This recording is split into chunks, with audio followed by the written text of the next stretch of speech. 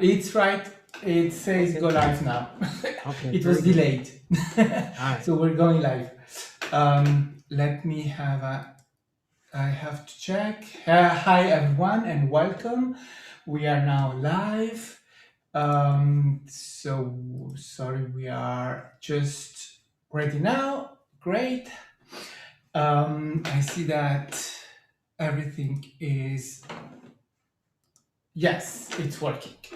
So, welcome, Roundtable. We are very happy to, Ascension Roundtable, we are very happy to have you with us tonight, or this evening, or tomorrow morning, or whenever you are. It's now.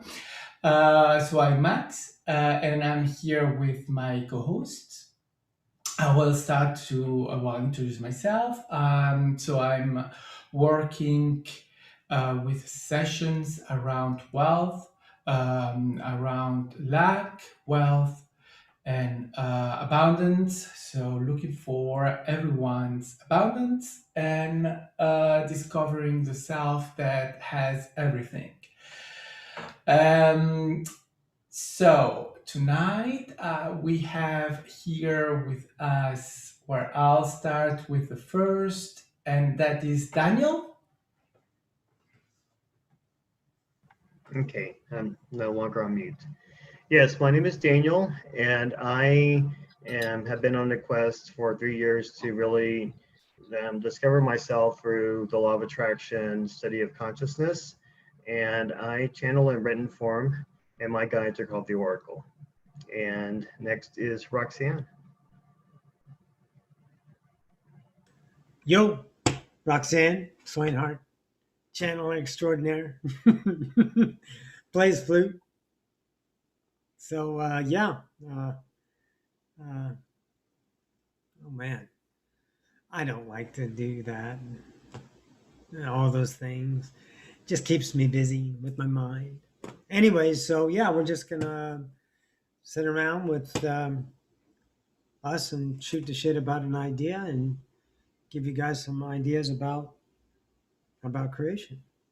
Welcome very much. I don't know who's next. Maybe Isabelle or Nikki. I think Nikki's next in the Nikki. order that was in is you. Yeah. Hi, Nick. Go ahead, babe. Hey everybody, Nikki here.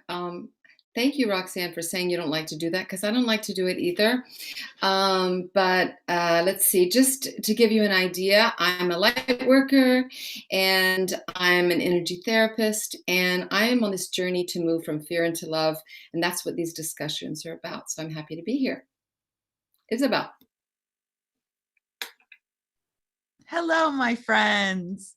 So I am so happy that you are watching or will be watching this discussion around roles and dynamics. I'm very excited about this. This is a passion of mine because I really feel that if you have a greater understanding of the dynamics you play with your physical experience of people in your life in relationships, or you understand your roles that you have and rules, I think it really helps you to move in more a joyous, free manner in your physical experience, because I am all about ascension. So I get very excited and passionate around it. Let's go back to Kimberley. Kimberley, would you like to say a few things about yourself? Well, hello, everybody. Yeah, coming from Sydney, Australia. So I want to know I'm running a few minutes late. So I hope everyone's having a wonderful journey at the moment with all the interesting energies at the moment. I know for me, for instance, I didn't get much sleep last night. The energies kept me awake all night. So anyway, hope you're all doing well with all of that. And yeah, so my name is Kimberley. I'm sure you guys know, if you've watched the roundtable, you'll know a little bit about me. I'm a counselor, I'm a channel, I'm a spiritual ascension teacher. I'm also a light language alchemist. So yeah, I basically teach the ascension teachings, which is teachings based on oneness teachings, so non-duality, law of attraction, and the teachings are very much a process of remembrance remembrance is that we're already enlightened beings. So, for instance, like what we're talking today about, you know, the hero and the villain changing the roles up, that's related to duality, right? So evil and good, you know, good or bad, darkness and light. So that's a non-duality, that's polarity. So who we truly are is oneness. So basically what we'll talk about today and, you know, what I teach is that everyone is just playing a role to assist us out of a higher love to help us to remember that we're already the enlightened beings, that we're already divine, that we're already God, right? So we're just playing a role here. We're just having some fun. It might not seem like fun all the time. Might feel a bit serious. But, you know, we're here, we're God, and we're on a journey to remember that for ourselves. So, yeah, it's my honor to be here today and get to play with my friends. Thanks for joining. Great. So we are going to start well, quite every time we have done it with an attunement with the crystal balls, and I think that I'll have Kimberly joining me in. Yes. Yes, And I great. made it just in time, huh? Yes. So I'll start and then you jump in when you're ready. Oh, before we start though, because of this is an attunement, it's a light language activation. I imprint the energy. So what would you like for me to imprint today? What would be our intention that you would like me to imprint today? To help us to see beyond the illusion, perhaps? Yeah. Perhaps to see more of the oneness, non-duality The within oneness, the non-duality. beings in our life, in our reality. How about that? Yes, that's perfect. Perfect. Let's And go I'll with also that. add on the sprinkle of any other downloads or activations that'll assist us for our highest good. So I'll sprinkle that in there like I usually do. All right, guys. And just to let you know, for those who have not experienced this before, those of you watching this or live or watching the replay, because the activations help to activate your dormant DNA and light structures in your being and also in your blood, in your DNA. For some, everyone has different experiences. So for some, it is relaxing. For some, it might not be relaxing, might be very activating for you. If you're energetically sensitive, you might experience certain psychic energy. Some of you might feel nothing at all. That's perfectly fine. Doesn't mean it's not working. So basically the activations, it's source codes, they come through my voice in vibration. And yeah, so I'll just invite you all to close your eyes and I channel the divine healing as I do this. So I just take a couple moments to get into my trance state, and then you'll hear me toning very shortly.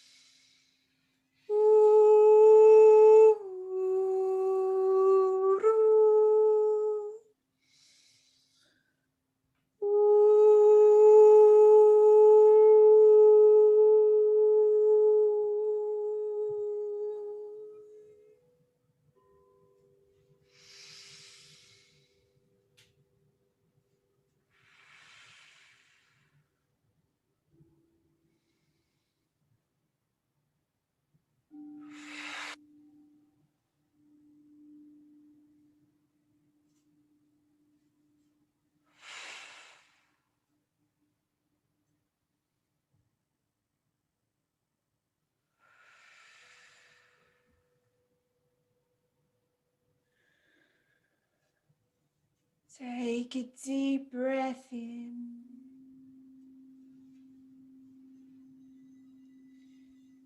And exhale.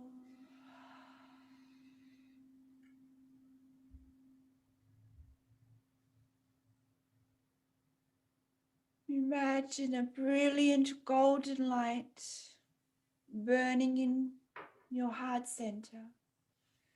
This is your source essence. This is your divine flame, your soul self, the gateway, the portal to who you truly are. As you breathe into this brilliant golden light, as you center yourself into this brilliant golden flame of source light, notice your being become lighter and lighter as you become more aligned to your true self, as you align more to your oneness self, as you start to see the oneness in all, the God in all, the God of all that is, which you are, which all are.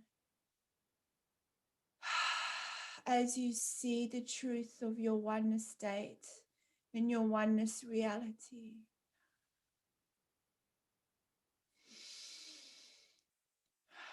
focus now the bottom of your feet.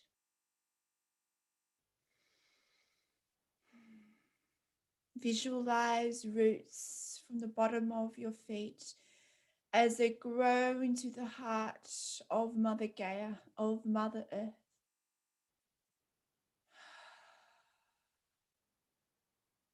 Visualize yourself moving down the roots of your heart chakra, bottom of your feet.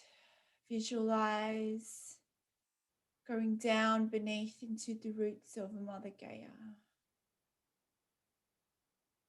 Then you see a brilliant rose pink light in the heart of Gaia that mirrors the heart of you. And she sends you her love as you are one.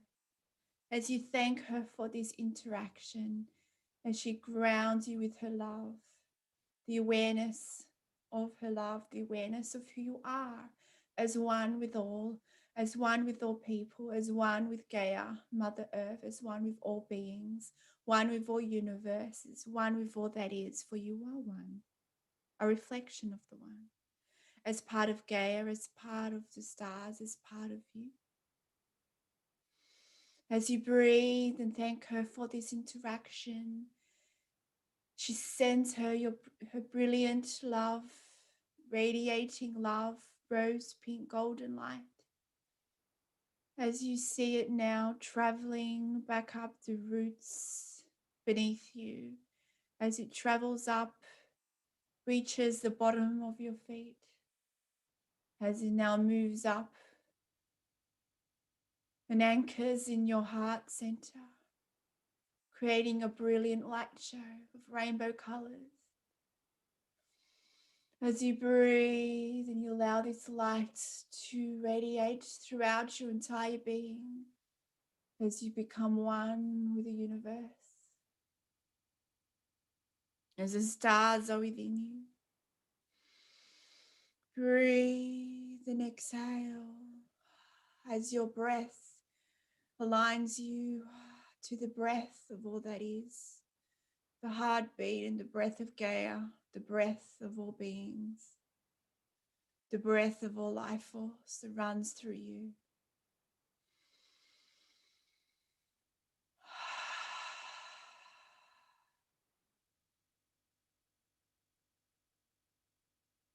And as you take a moment to get acquainted to a higher dimensional you in this reality, when you are ready, you may awaken from your dream. Awaken from this interaction. And when you are ready, you may open your eyes. It is with such love that we come through today, as one with you, as you, in oneness, in love.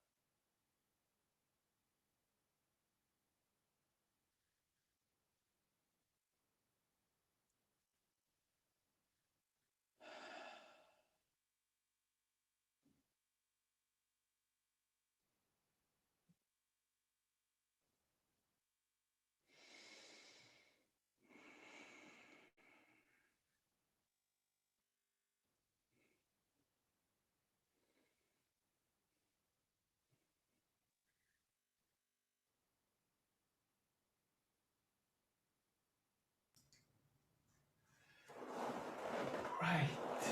So, welcome back, everyone. Welcome back, Kimberly. Thank you. Welcome back, everybody. Right. Let's now get into it. Right. Heroes and villain. Huge story that has become, right?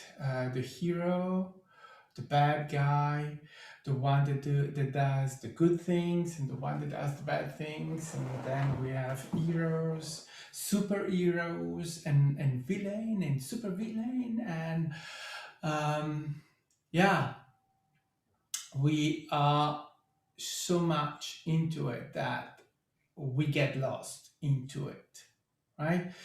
We I think that there is a lot of, we hope to discover, to find a hero, someone that comes to save us, because we think that we need to be saved, because we feel that we are in this reality and that we are absolutely in danger all the time about everything. We are in fear, and then our fear is not enough, because we then receive the fear from the TV, from the news, from everywhere. So wow, I need a hero, right? That saves me. And the hero doesn't come, because it's not that easy, and that's not exactly that way that we are saved. There is no hero that can come in and save us, because who can save anyone? It's just the self. So the basic idea behind this is to explore this idea of the figure of the hero that needs, because if you have a hero, you have to have a villain, right? If you have a good guy, you have to have the bad guy, because one cannot exist without the other. How can, it's like when you need defense is because someone is attacking. Obvious. So let's see. Let's have a little story here.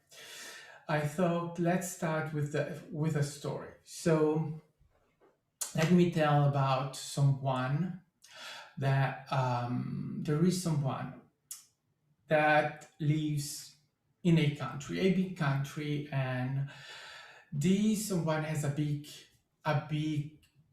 dream. He wants to become known, to become the person that saves the day, because this person has noticed that things are not working really well in this country. He sees that there are people that are not doing things in the right way, and he thinks that he knows the right way of putting everything together. So he realizes that there are not a lot of people out there thinking that way and realizing the problem of the country and how to solve those problems. So this person says, well, let me get involved, let me get into politics or into anything that allows me to reach that stage where I can change things the way I think they have to be changed. So he puts himself in action. He says, well, the first thing that he does is that he needs money in order to put himself in that position. So he starts making money, a lot of money.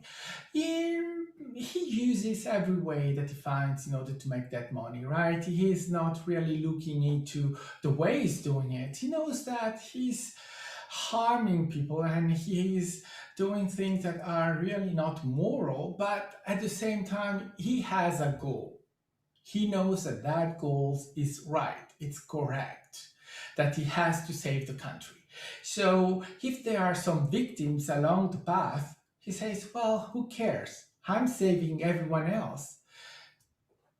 We can afford some victim. And so he keeps making a lot of money, and with that money, he is able then to build a platform, to hire people, to have that ground that allows him to become that figure that he wants to become. So he comes the day where he is able to make that difference. He knows that he has harmed many, and he knows that it's not really right.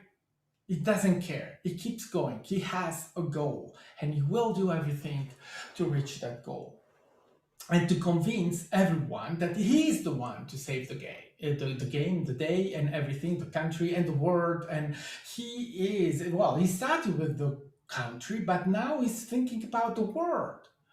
Why stop with one country when you have the world to save, right? So he keeps going, and he's gaining influence and gaining battles after battles. Yeah, victims, collateral victims, people are falling, but who cares, right? He keeps going. He has to keep going because the goal is there. He's saving the world. No, the universe now. He has to save the universe. Why stop to one world when you can save every world? Until the day that the victims are so many and that it becomes just too much. And the day where people wake up and start doubting him. But he never doubts. He keeps going. Who cares if there is opposition? He can stop the opposition. He can stop everyone that puts on his way. He's a hero. He's the superhero of the day, of the universe, of the century, of everything. So he keeps going. Until one day, everything stops. He loses everything because he went too far. But he didn't think he was going too far because for him it was just ordinary administration. Yes, people were dying, but oh my God, people die every day, right? So who cares? But that day it was too far. And that day he lost everything. Hero or villain? Many victims, but he was able to do some good things, to create some good stuff in the country and in the world, and to bring good ideas that were used and that have remained since in the country, and people are still using those things. So he saved lives. he did save lives with those things that he put together. So, hero or villain?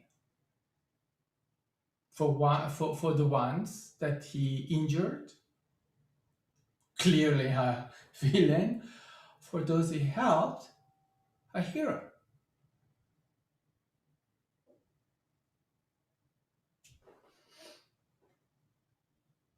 And it's difficult and quite impossible to really make those two things aside, because both are applying to this guy. End of story. So, right, this is something that can be applied to many. You do not need to go to extremes of victims and these kind of things. But I think that, however, in any situation when you put yourself in this state of mind, you will have these victims or people that you help and these kind of things. But the other thing that I wanted to explore is the way we are looking at these figures, because we have a lot of figures like that, right, in history and now. What are they? Let's take an example. In the Yugoslavian war, when Yugoslavia disintegrated and we had all these states in Europe that were created afterwards, there were a lot of war crimes that were committed. And afterwards, we had, they were judged. The generals and these kind of things were judged. However, here you can see how the perception of these people is completely different. Why? Because from the point of view of the outside, many of these generals have committed crime wars and killed many, genocide, and these kind of things. But when you go inside the country, the view is completely different. They do not understand why these people are prosecuted and put in prison, because they consider them as heroes, war heroes, totally and completely. But then victims have been left, and many have died in that war, like in many other wars. So it's really something that is quite interesting to watch. But then when we come to look into it in duality, obviously, and we take darkness, light, darkness, good, bad, well, right. But is that what? The interpretation, because I'm interpreting from my point of view, this person is a hero. But from my point of view, that person is a villain. But then there is someone else that come in and sees things completely the opposite. How is it? How is it possible not to see the things like I see them? One is doing bad things. How can someone see that person as a good person?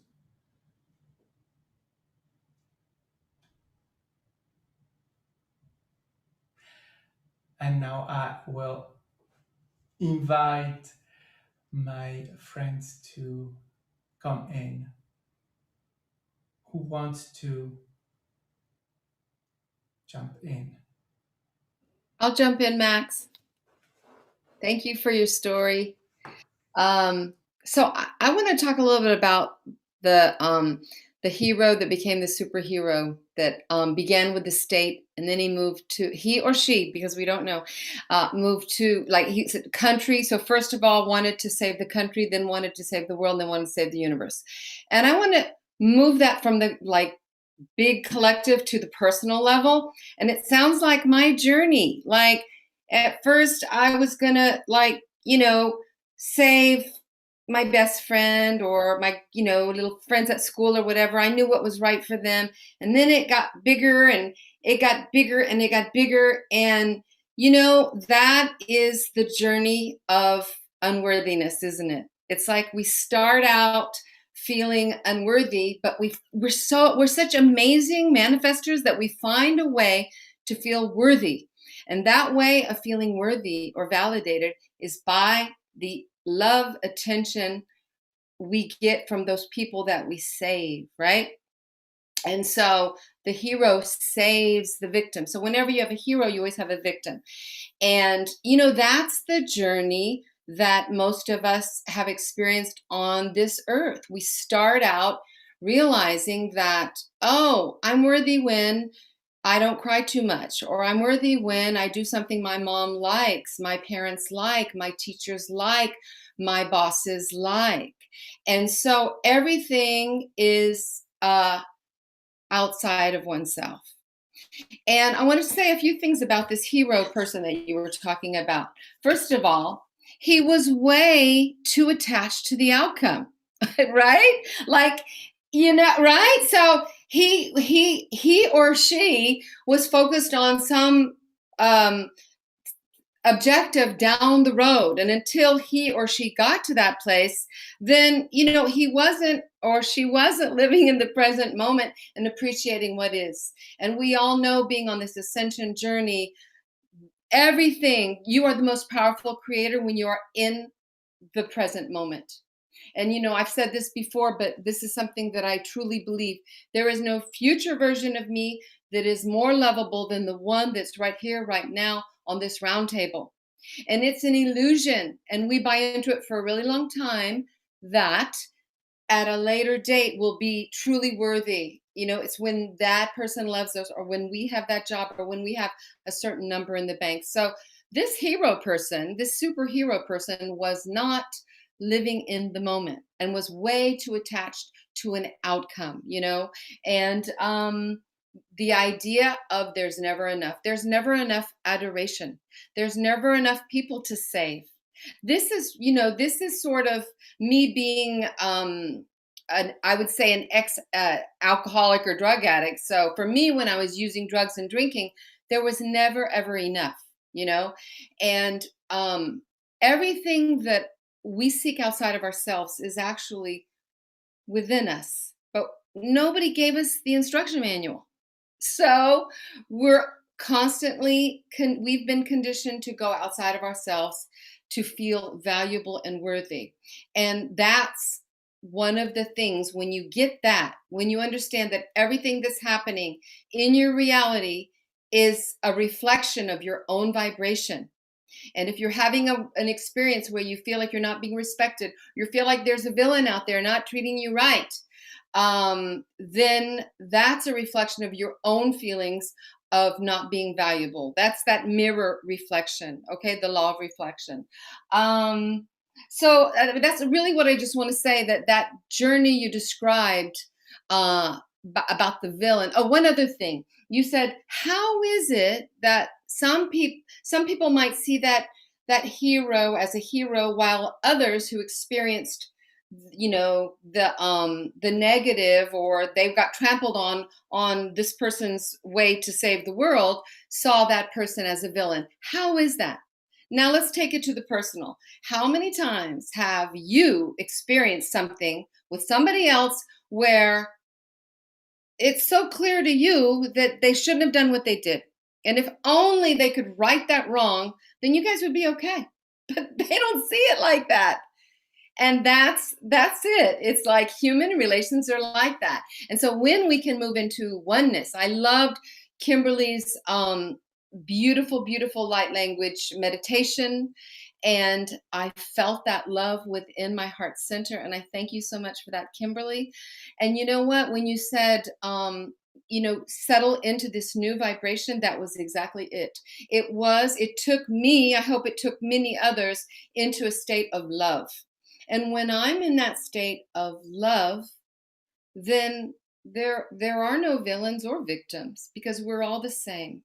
And we're all here having this human experience. So that's where what's helpful for me is to practice neutrality or objectivity, where I step out of the story and I understand that we are all playing roles, all of us. And, like I think I talked about it at our last roundtable, when I'm, with my family, my husband has been the villain, the victim, and the hero. I have two, and so is my son. And we alternate. This is what we do. These people are our teachers. So I think it just helps to loosen things up and realize that nothing really serious is going on here. And, I see that a lot in like social media and also in the spiritual world. People kind of get caught up in, I don't know, the Israeli-Palestine thing. I've been seeing quite a bit of that. And, all of that stuff is real. And yet we have some higher knowledge.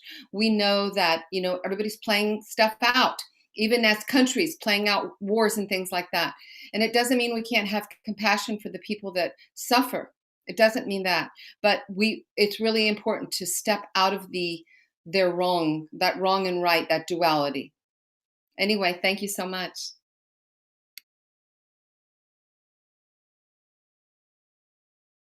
Right, who's next? I'll jump in.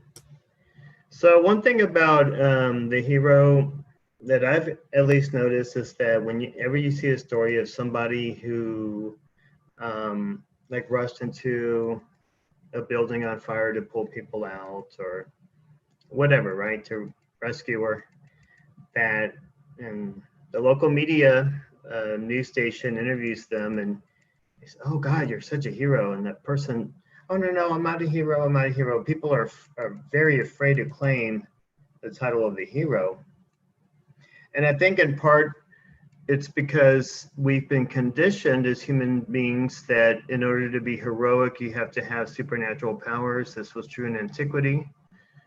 We think of Hercules, very, very strong. And then in the modern day, we have the Marvel comic book heroes, Spider-Man and Superman. So it's lost, past, and present is that honoring of just the core of the hero.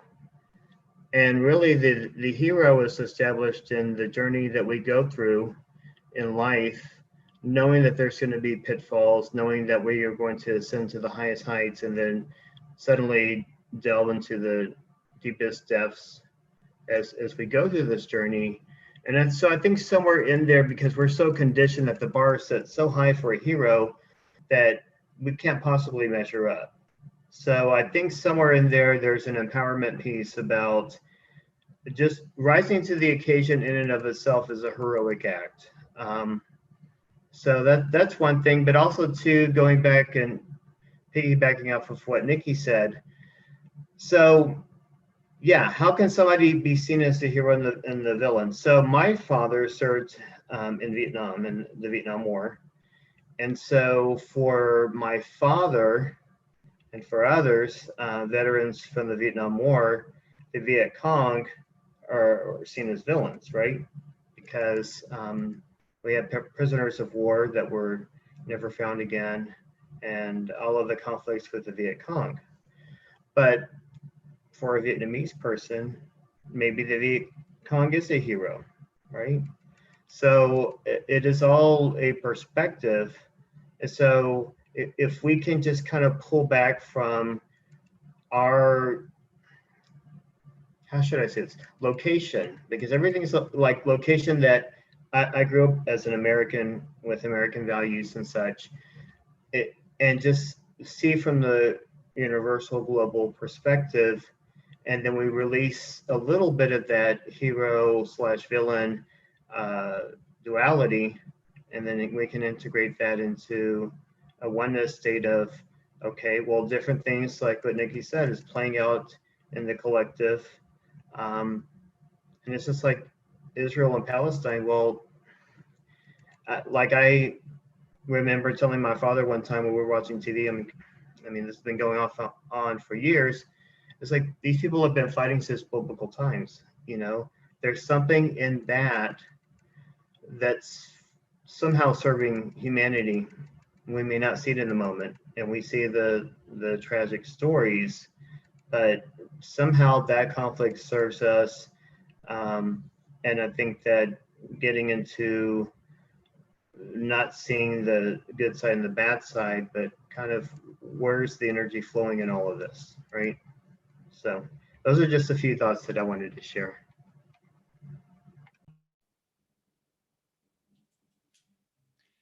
I'll jump in. Yes, so the hero and the villain. So yeah, we can use this perspective in all aspects of our life on a collective scale, like worldwide events, but also reflective of our, personal lives. How many times have we placed a villain, a label of a villain, or someone who's done something wrong in our personal lives, whether it's family members, friends, work colleagues, your boss, so it's that dynamic, and that dynamic is obviously can be reflected in our personal life and also collective. So in oneness, law of reflection, and I know Nikki touched on this, everyone is playing a role for us out of a higher love.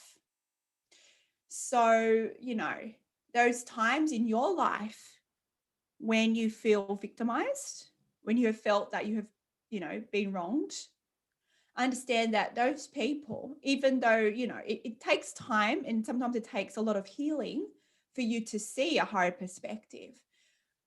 But all those people in your life that has caused harm, that you believe has caused harm, or that you've kind of you've attached, right, that story, that narrative, that they've done something bad or wrong or victimized you, understand that there are soul contracts in play here as well. So understand that if you've experienced something in your life where you've experienced the victim mentality paradigm, understand that, and we've talked about this in one of our previous episodes, that you haven't done anything wrong, right? Firstly, you didn't use the law of attraction in a bad way or something, and you've somehow manifested, something because you weren't manifesting in the right techniques and so forth. Understand there is a lot of things going on here. So basically, we're so highly advanced beings, and you wanted polarity. So we wanted to play the game of duality. We wanted to experience the paradigm of the villain and the hero, the good and the bad, the darkness and the light, the separation. It's polarity. And as source beings, we came here on earth knowing we were going to be thrust into this density, thrust into this spiritual amnesia, right? The great forgetting of who we are, only to go through this ascension journey to remember who we are one step at a time. So we needed this polarity. So understand the darkness and the light, the good or the bad, the hero, villain. It's been needed in our stories, right? It has been needed because it allowed us to learn more about ourselves, to experience more about our reality. And yes, it is an illusion, but it's the illusion that we wanted. So even when you look back on your life, all the times you've been hurt, I know it might be hard, especially if you're still dealing with certain paradigms in relation to victim mentality. But if you are there, understand that everything has happened to you, has happened for you out of a higher love.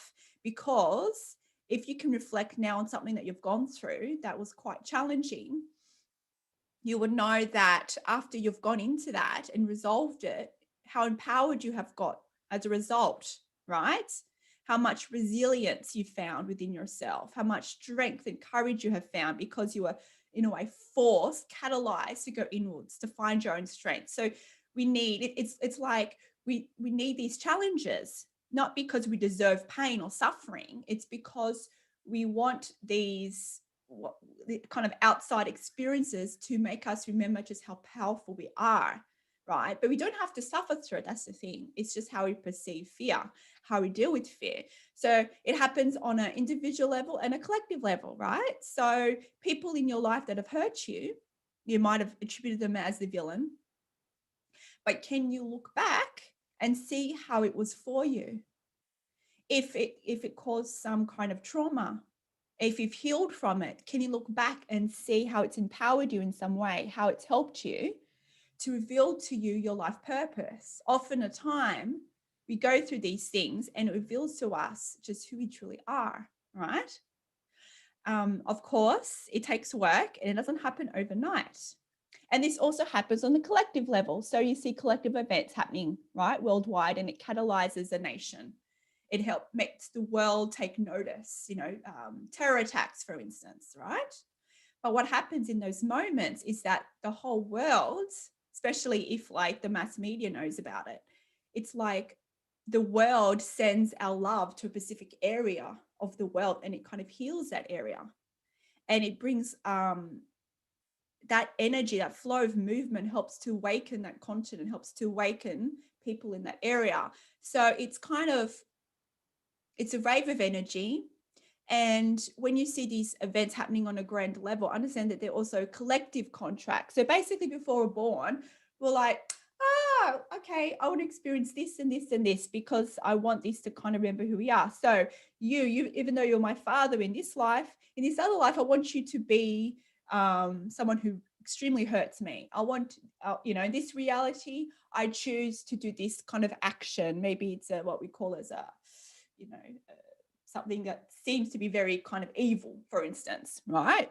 But I'm doing this out of a higher love. So every lifetime we play these roles, right? Out of a higher love. So we can't, it might be hard to see it from a higher perspective in like a third dimensional reality. If you're really in that victim mentality paradigm, it then can be challenging for you to see a higher perspective, but there is always a higher perspective. And that's why we've been banging on all these episodes about doing your shadow work, because as you do your shadow work, you then basically integrate the inner shadows, the separation dimensions, duality within you to remember more of your oneness state. That's how we do it as a collective. If you want to remember more of your oneness state, it's basically integrating your inner shadows. So it's reflected, isn't it? The villains and out there, that's reflective of your inner shadows within you that you haven't dealt with, that you haven't loved and accepted within yourself.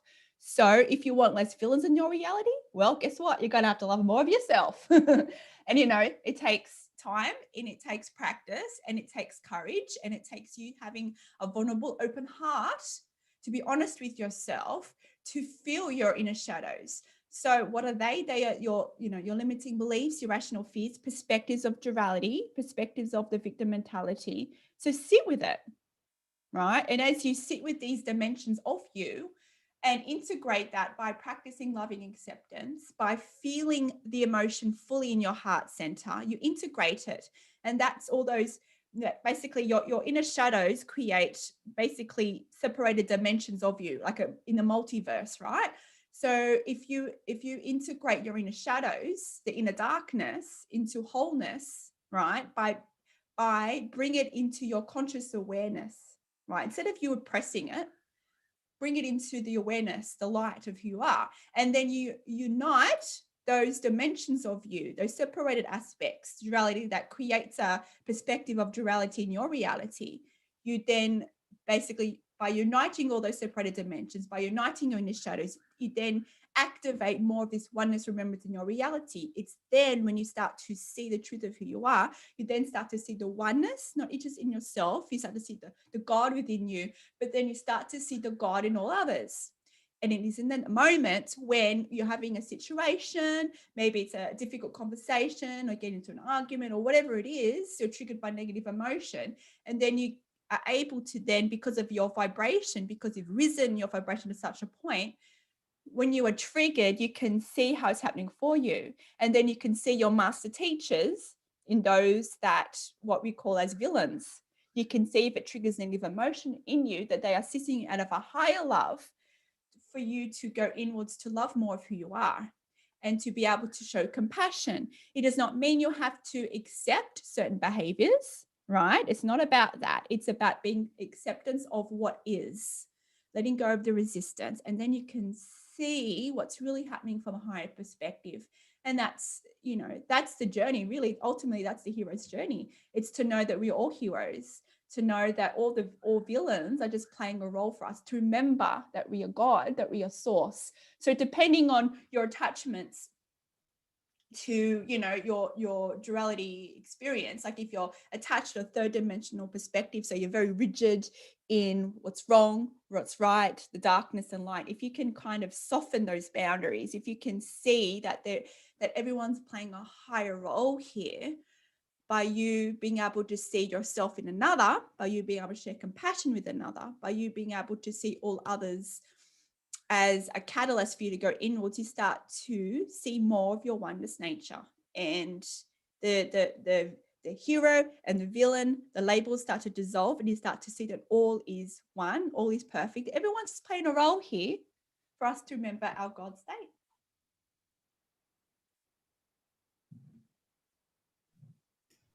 Right. Thank you. Thank you, Kimberly. Okay, so I just want to jump in because I really think if you guys can see how you've been a victim when you blamed somebody and that you gave away your power, right? Because you don't feel empowered because you're blaming somebody, you're projecting. And so when you project, is that person the hero or the victim? I mean, the villain, right? And I love to play the hero. I was a problem solver. I am a reformed problem solver. I'm on a 12-step program for being a reformed problem solver.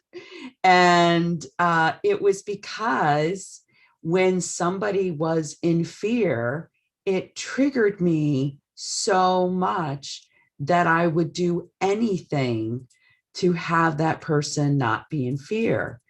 To, you know, even if I was just like, it's okay, you're going to be fine. But now I'm really focusing on coaching so that they can feel empowered. Because when I realized that what happened to me as the hero or the rescuer was everyone would come to me. Are you hearing Raven drink her water? I know. I am surrounded by dogs, guys. Okay. So what happened to me was, because I was such a good problem solver, people would just come to me and then they would stop to think for themselves. And I got caught in a dynamic because I felt poorly if I didn't help someone because they came to me for assistance and I had the information. And then what I uncovered was they never learned. They never became empowered because I was actually not intentionally, but I was kind of putting them in the role of a victim by accident. I thought I was just being helpful to help them. And then I had to go within. I knew I was being triggered by fear, but you know, you also have to look like, was it a worthiness issue? Did I feel good helping? Yeah, I did. Yes, reformer, Isabelle Zimmerman, former rescuer, felt very worthy of rescuing people. Yes, I loved playing the hero. And so it was hard for me to uncouple it and disengage being a hero. And that's what I wanted to share with you. It's just to like show you a different side of it so that you can be aware of your role that you kind of go to. You know, maybe you're the poor me person. Well, if they only listened, no one understands me. They don't understand, right? Or he's always doing that and whatever. You know the stories, right? Pay attention, my Scooby-Doo detectives out there. Pay attention to your repeating phrases that you say in your personal life, because the triangle of the victim, the hero, and the villain is in duality. It is in judgment, and you are giving away your power, and you are not empowered, and therefore you can't move into oneness because you're creating a story and you're in a loop. And so I just want to help you guys pause and see your loop. What loop are you in? So anyways, that's what I wanted to do for my Scooby-Doo detectives out there. Roxanne, you want to jump in?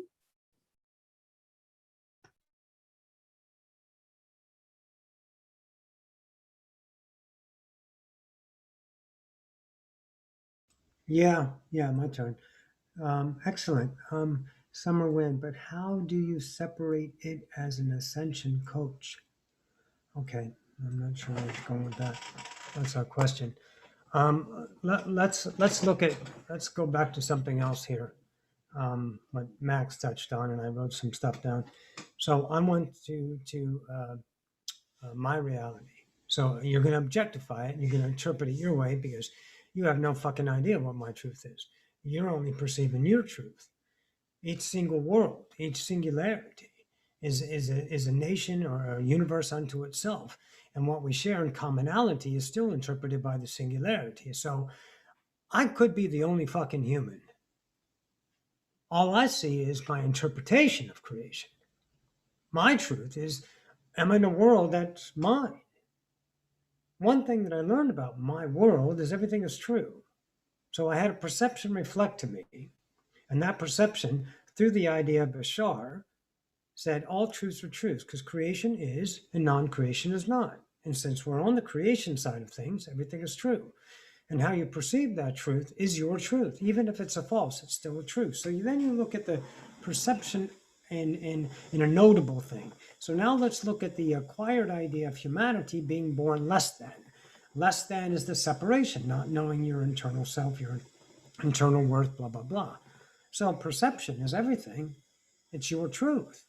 And when you come across those ideas that are out there that tell you a different truth, you can object to it, you can classify it, you can identify it. That's a hero. But a hero is a perception.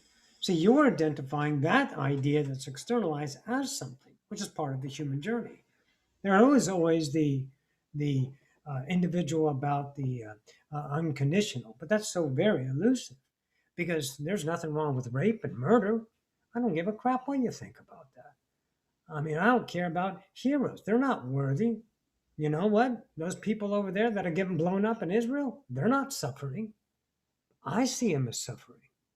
I see the pain. That's my journey. And if I want to put myself externalized, I can.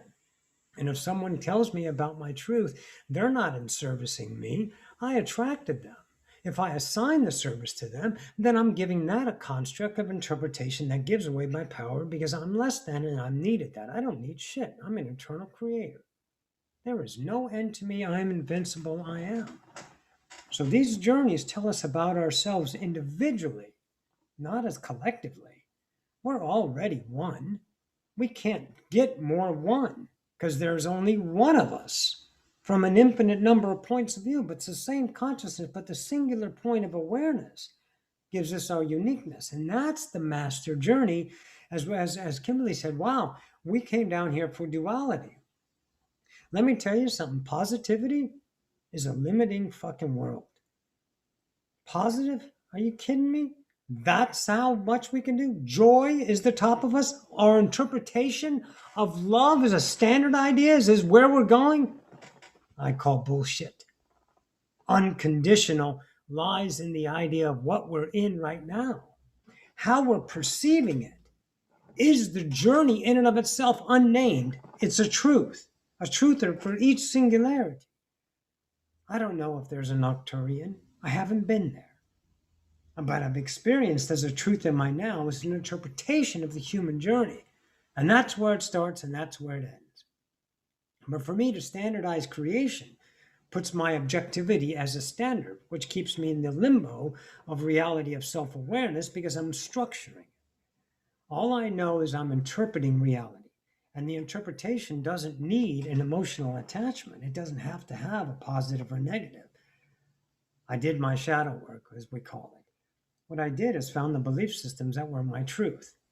And I loved my truth because it gave me a point of view. It gave me an experience.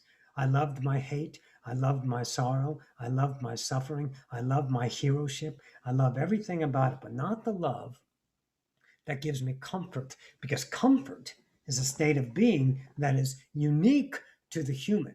And the human gets to feel comfortable when it surrounds itself with those identities of comfort, as Kimmy said, the multiple dimensional selves, that structure and polarity to have you feel a particular interpretation, which are truths. But the awareness that Nikki had, you got this little Scooby-Doo tying in with Izzy there.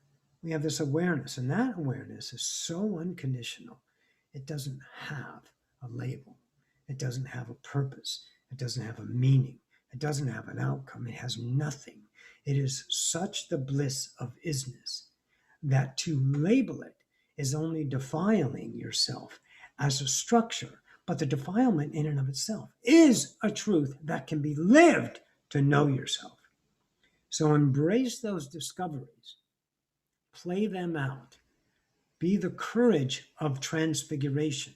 Love your hate. Accept it. Not in the idea of affirmations.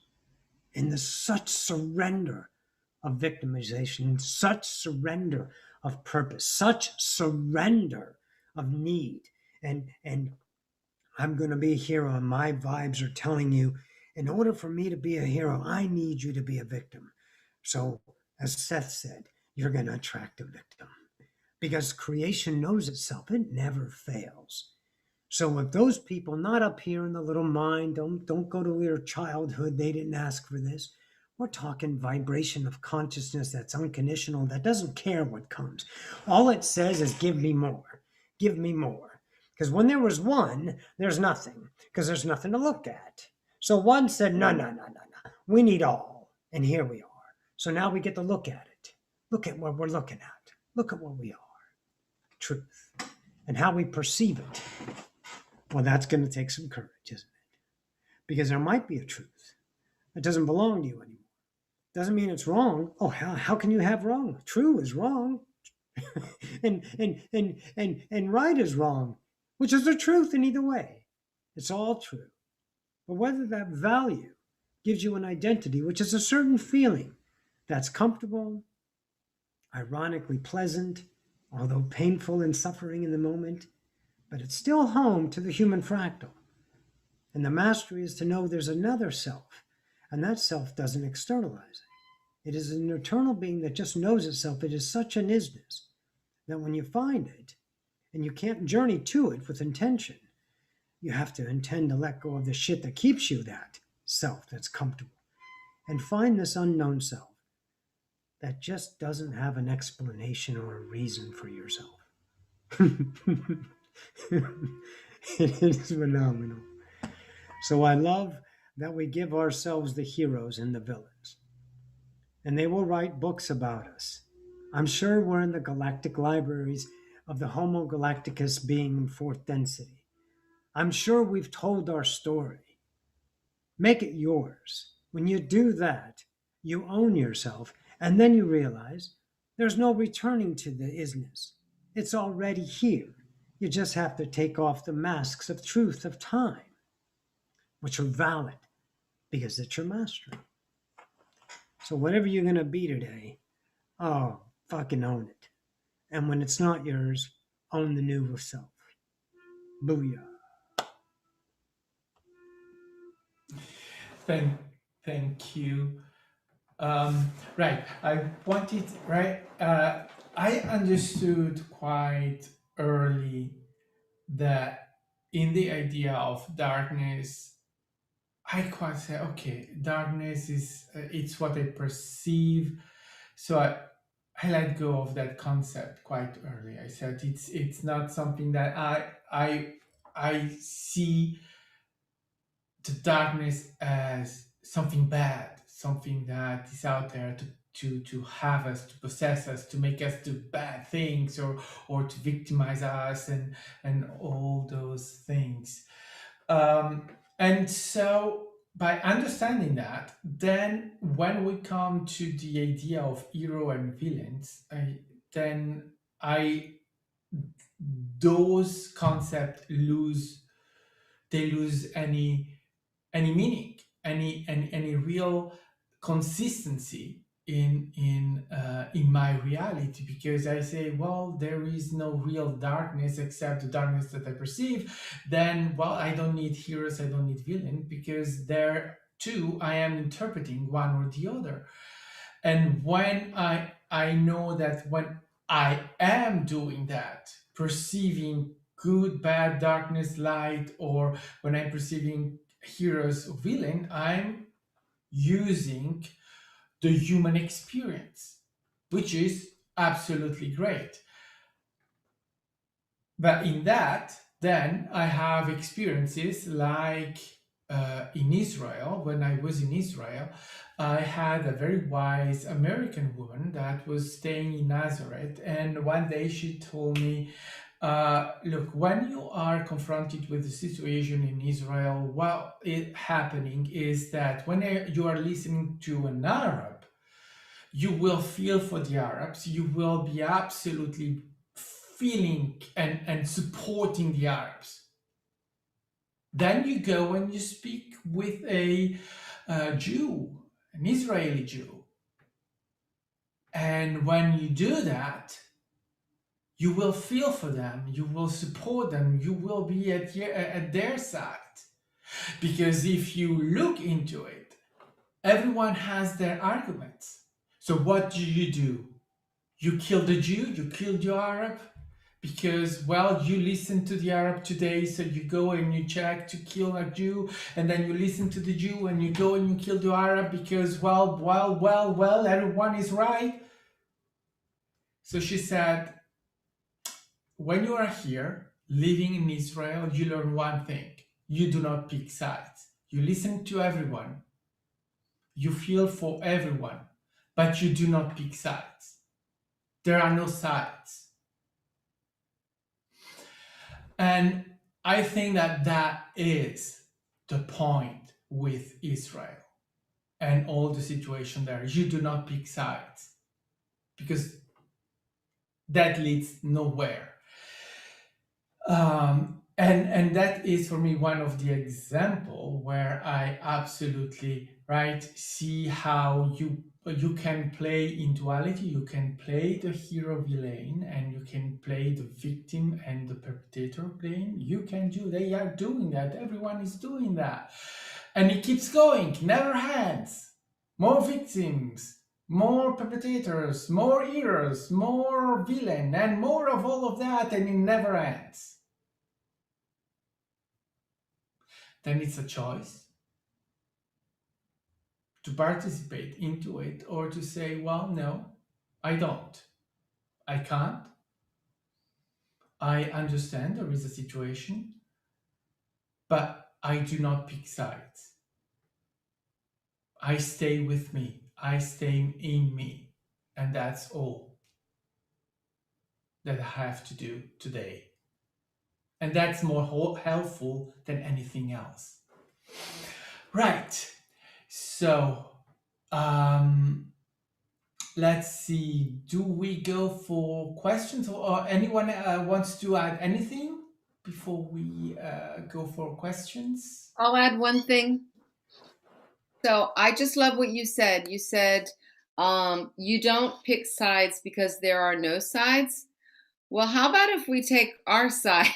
like, what if I'm my own cheerleader? What if I celebrate my awesomeness? That's something, I've always been focused on everybody else. But when you get the focus off the outside and you start going inside, and you start celebrating who you are and your uniqueness, and you're no longer comparing it to others, then that's real sovereignty. And that's the journey. Thanks. Thank you, Nikki. And let's see, we go for questions, if there are any. So I see that there is here a question. Where is it now? But how do you separate it as an ascension coach? I think it's referred with the villain and the hero. Yeah, I think, hi, Summer, thanks for asking that question. So one of the things that I'm practicing on is not giving the answer for the person as the ascension coach or the teacher. And I mean, sometimes I do model the answer. Like if I'm doing a math formula, I might write out the formula and then I say, this is how I come up with it. But then it's time for the student to do the workbook, to do the inner work, right? Because again, it doesn't matter what Isabelle Zimmerman believes. It matters what you believe. It matters what that person believes, that entity believes. And so being a coach and helping them empower themselves instead of fixing it and not seeing them as a victim is, you know, the trick. And so Isis will always say to me, so I'm a healer, and Isis would always say, you know, when you heal, even though the person is moaning or crying or in physical pain, you always see them as perfectly healed. And that's the trick, she said, my child. And so Isis is a great mentor for me because she's like, that's the trick. And then I start laughing because the non-physical team always talks to me and it feels like they talk in riddles. And now here I am talking in riddles. So I find it ironic, but it's because they wanted me to come up with the answer. They wanted me to understand. So they give you breadcrumbs, they give you puzzle pieces. They don't give you everything at once. And so I take a page out of my non-physical team, how they've mentored me. And now I mentor the people that find me and, you know, and have discussions like this. And this is what's so exciting. So that's, hopefully that answers your question. Thank you. And I would like to piggyback off what Isabelle said. Thanks, Isabelle. And that's exactly right. And the Beings of the Light, who my channel always talk about this too. You know, if you have a calling to assist others, to be the helper, to be the hero, I guess, right? Because a lot of us here, we, you know, you might like to label yourself, if you like labels, as, you know, as a light worker or a shower. Basically, if you have a calling, like you feel within your heart that you want to assist others in this ascension journey, whether it's through teaching, whether it's through healing modalities, just, or whether it's you just being the light, being an example, right? Being a ray shower. Exactly right. The trick is to see them as already perfect, already healed, right? And, you know, I've gone on this journey too, and I felt like, oh, I want to help people. I want to heal people, you know, because I'm a Reiki therapist too. And like back in the day, I was like, you know, I was very much not anymore, but I mean, of course, we all get tripped up from time to time, seeing someone that needs help, right? Because it's part of our conditioning. But I remember when I was first attuned to Reiki years ago, and going on that journey, it was like, oh, I need to heal someone. If someone's got an ailment, if someone's suffering, oh, I need to heal this person. And, oh, yes, I need to, because, you know, I'm seeing them as lesser than, right? So obviously I've learned over the years that they are perfect. And now knowing that there are always higher reasons why people have certain ailments, for instance, it's part of their soul journey. Because often if someone has a specific, what we call as like ailments, or whether it's like physical or emotional, it's actually part of their ascension journey. So why would you want to take that away from them, right?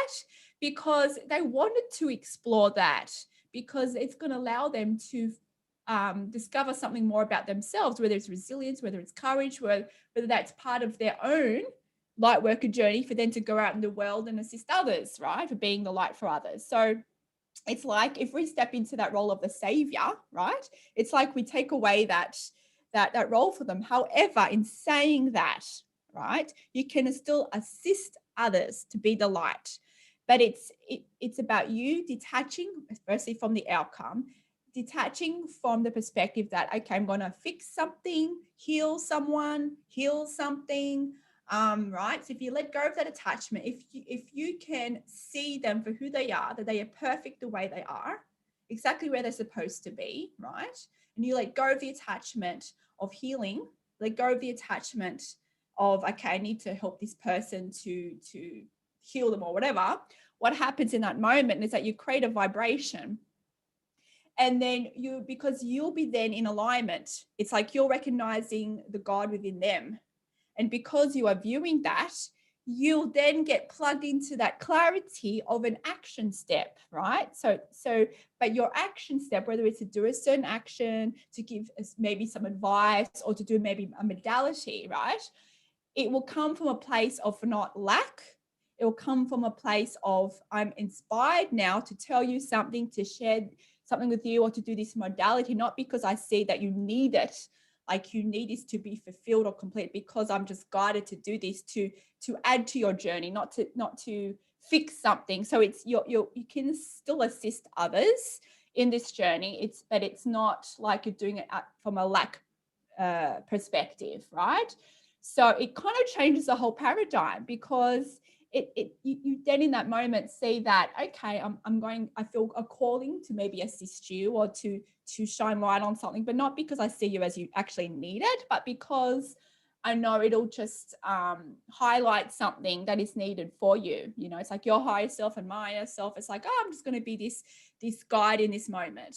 But, you know, all the wisdom that we say here today, that all the wisdom, you know, whoever you like to label it, you know, the gurus or the teachers in this world, the highly enlightened ones, all this information, even all, you know, all the beings of the light, non-physical, all the information that they hold, right, is within you, is with all of us.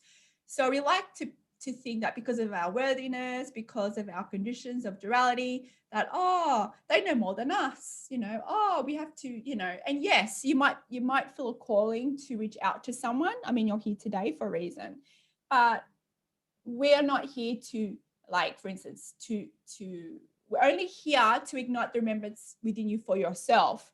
So we're not saying something you don't already know, right? For us to be ascension teachers, we're not saying you have to do this, you have to do that, right? And what Isabelle said about people, you know, yes, it's a thing. People, if their level of worthiness, they might think, oh, well, I can only get my answers from this person. And I see this in spiritual communities. There might be certain, I don't know, channelers or whatever, leaders in the field that we call leaders, just to label them as leaders. And they're like, okay, if it's coming from this person, this is right. This is my only direction. I have to follow this path, right? This is the only path because this person said this is the awakened person. So I cannot think of what's right for me. I have to always follow this person because this person's highly enlightened, right? But understand that, you know, it's all within us, and it's taking what resonates with you. So any kind of ascension teacher, right? All we're doing is just activating a remembrance within you. When you're ready, remember this for yourself and your own truth. It doesn't have to be an exact terminology of what we say. It doesn't have to be the exact way of what we say, but it's little, and I think some of you actually say these breadcrumbs, right? I know you say this.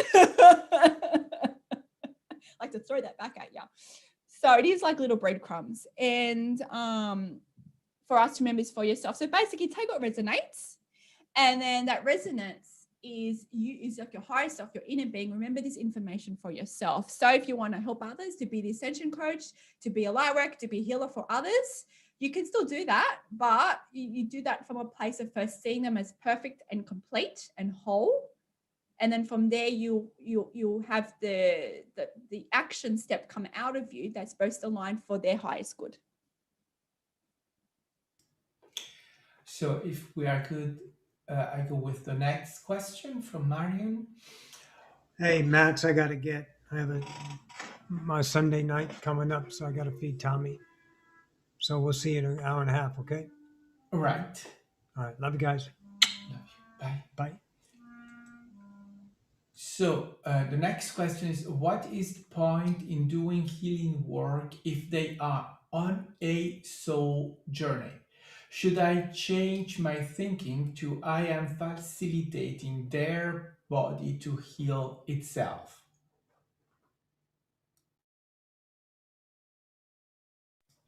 Yeah, we're all nodding. So yes, that's it. That's exactly it. You are facilitating their own healing. When you are healing, you are just a facilitator. It is their inner being. You are bringing source energy through you, but in actuality, they are healing their own bodies. And so, yeah, isn't that great? Now you don't have to be attached to the outcome, right? Now you can play. Now you can co-create with your clients that you come in contact with. And, nothing is random. And so I can't choose my students. And when the non-physical team told me that, I was just like, I am so relieved, actually, because it took a lot of pressure off of me. Because in this human world, I'm thinking, oh my gosh, I have to advertise, I have to find my students. What will my student look like? Because that's the marketing mantra that I learned, know your audience, communicate to your audience level. And then when I'm, being coached by my non-physical team, they're like, yeah, no, that doesn't mean anything. It's all vibration. It's all divine.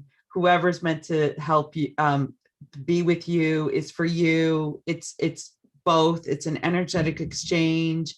It's always multi-layered.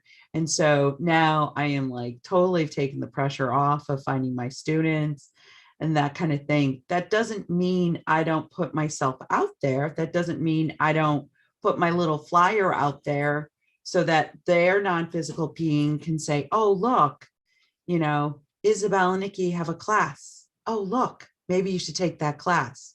Or, oh, look, maybe you should take a class with Kimberly or Max. Like, do you know what I mean? Like, it doesn't matter.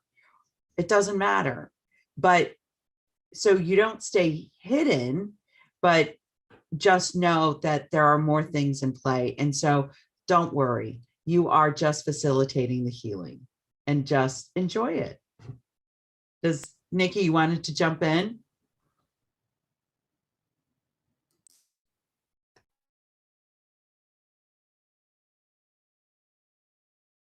Yeah, I don't have too much to add to that. I don't know how, is my connection okay? Just nod. Yeah, it's okay. Okay. I don't have a whole lot to add, but I did want to share something interesting that happened to me. I have a friend who's a psychologist, and while she's spiritual, I find her still to be in duality, and that's perfectly, it's her birthright, and she chooses what she wants to do, and it's not wrong. But she wanted to do like a retreat with me, and we were supposed to have an exchange so that she could see how I worked and I could see how she worked, and she kept putting it off and putting it off. And I finally said, "Hey, girl, what's going on? How come you keep canceling?" And she said, "Well, I really need to make sure that session I give you really works." And I was like, oh, okay, I get it. And then I remembered, like, oh yeah, that's how it is. It's like, that's not how it is with me at all. I remember when I first started working with clients, that was how it was. I was very attached, and I had a little toolbox with all the modalities, and I was in my ego mind. And it's so different when you see your client in front of you as sovereign and whole, and that you have been drawn together to do some work together, and that, yeah, I just open up to the guides, and I'm always inspired to the next thing. And it's such a rewarding and joyful experience when you come from that perspective that the other person is whole in front of you, and you're not attached to the outcome. And that just changes it all up, because every experience is richer than the next. And what I find in this kind of arena is that people, their growth and expansion accelerates. So, they're not clients for like 20 years because they don't need to be, because they found you and they're there to do some work. So I think it's really about letting go of the results, trusting in yourself, believing in that everything that comes to you when you're in that state where you're connected to all that is, and you're not in the ego mind. So really, to be able to help someone else, you have to, I think it's important to do the work first, because, it just flows so much better when you are doing it for the joy of doing it, and the joy of seeing someone step into their own sovereignty. That's a really, if you're going to have an objective, that would be a really cool objective. Thank you. Yeah, and just I wanted to add just this, and remember that when you are healing someone or participating in the healing or facilitating the healing, this person may consult you because they have found something specific that they want to heal, but you do not know actually what you're going to heal. Because that thing that they consulted you about, you may not be able to heal, but you're going to heal something else that needed attendance, and that could be healed in that moment. Something else, that thing that they asked you about, it was not ready to go yet, so it stayed, right? So that is, right, coming back to let go of the outcome. That is let go of the outcome. What needs to be healed will be. and so I think that is it. That I don't know, I think that we can now come to a close and say good night to everyone, and thank you for joining us. First of all, thank you to Kimberly, Nikki, Isabelle, Daniel, and Roxanne for being here tonight with us, and thank you to everyone that joined in and come in and say goodbye, everyone. Thank you, everybody, and thank you, Max, for hosting. Thank you all for watching this. Isabelle, go ahead. Bye, everyone. Okay, my turn. Thank you, everybody, for tuning in. Thank you, Max, for hosting and playing your crystal bowls. Thank you, Kimberly, for the light language and all your wisdom as usual. And much love to all of you. And Nikki, it's you next time, right? What? Put her on the Or spot. you have your channel now, right? Sure. Yeah. Yeah, so you come in the cycle, right? It's your turn. Okay, great. Look forward to it. I'll have to think of an interesting topic. All right. So we end here. Thank you, everyone. Humans and not humans that join us. We know that we have everyone watching in, and up to the next moment. Bye bye.